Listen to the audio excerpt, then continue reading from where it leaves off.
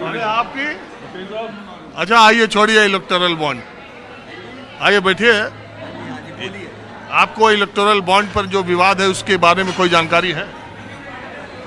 देखिए, electoral bond जो है अगर सही तरीके से किया जाए तो सबसे बेस्ट चीज़ है, और उसको डिक्लेयर किया जाए और उसको प्रोग्राम बना के उसको सही तरीके से इम्प्लीमेंट किया जाए तो it's good for politics also and for political parties also.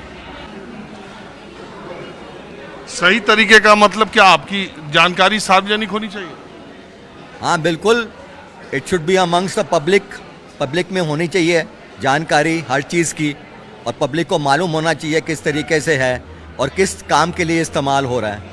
वो चीज़ें जो है नज़र में आनी चाहिए, और नज़र मतलब कि पब्लिक की नज़र के अंदर आते हुए चीज़ कोई भी होती है जो पब्लिक के बेनिफिट के लिए है, पब्लिक की जानकारी होगी तभी वोट वगैरह डालेंगे और सही तरीके से चुनाव होंगे।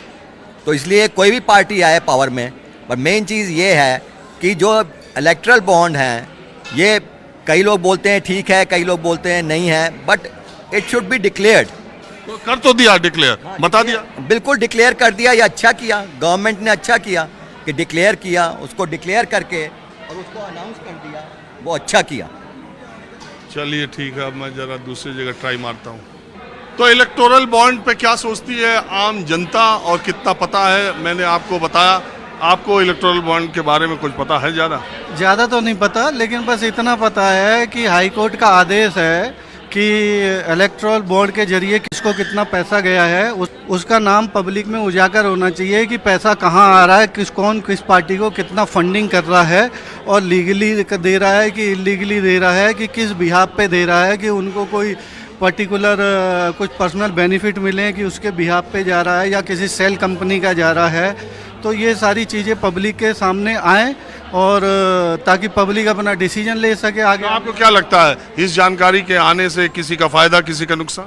जरूर होगा, मेरे ख्याल से चीज़ें क्लियर होंगी, आम आदमी का कॉन्सेप्ट क्लियर होगा कि ये पैसा सेल कंपनी का 1 नंबर का है कि 2 नंबर का है, तो पब्लिक पैसा तो नंबर 1 में ही दिया गया है ना, वो तो SBI के KYC से दिया गया है, KYC वाले अकाउंट से दिया गया है। तो हमारा तो फिर सजेशन ये है कि पब्लिक ब्लॉकचेन पे इनको सबको आना चाहिए। आजकल जिस हिसाब से टेक्नोलॉजी बढ़ रही है, ये बैंकिंग सिस्टम से इनको भी ऊपर उठ करके आना चाहिए और ब्लॉकचेन के थ्रू ये सारी डीलिंग होनी चाहिए। उसमें एक अकाउंट जो है वो ब्लॉकचेन पर होता है और कोई भी आम पब्लिक जाके चेक कर सकती है। बाकी जितने भी टाइप के अकाउंट है, चाहे बैंकिंग अकाउंट है या कुछ है, तो उसके अंदर इतना क्लियरिटी नहीं होती जितना पब्लिक ब्लॉकचेन पे क्लियरिटी रहती है। आप कहाँ से हैं भैया? मैं दिल्ली से हूँ। कहाँ दिल्ली में माहौल चल रहा है 7 सीट पर जो चुनाव का?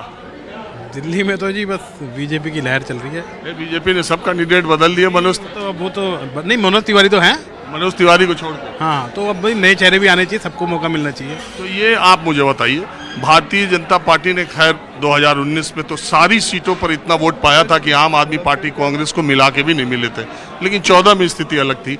मैं ये कह रहा हूँ कि 7 सीटों में 4 पे आप, 3 पे कांग्रेस लड़ रही है। आपको क्या लग रहा है, जिन सीटों पर आप लड़ रही है वो फाइट देंगी या जिन सीटों पर कांग्रेस लड़ रही है वो ज़्यादा? आप फाइट देगी जी, आप आम आदमी पार्टी देगी फाइट, तो आम आदमी पार्टी देगी। कांग्रेस तो अब कहीं ख़त्म ही है। और इस बार का चुनाव का मुद्दा आपको क्या लग रहा? मुद्दा तो अब ये है कि देखिए, अब प्रोग्रेस जो अब हमारा इतना प्रोग्रेस चल रहा है देश, तो वही मुद्दा वही होगा। मुद्दा तो कोई है ही नहीं, अब सारे मुद्दे तो खत्म हो चुके हैं। बीजेपी को ही आना चाहिए, क्योंकि हम देखते हैं जहाँ जहाँ भी सेंटर में और स्टेट दोनों जगह बीजेपी होती है, वहाँ उन स्टेटों के अंदर बढ़िया काम हुआ है।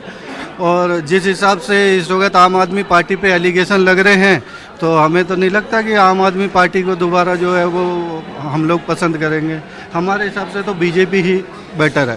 चलिए ठीक है, आप लोगों ने बात की, इसका बहुत शुक्रिया। समय समाप्त हो गया।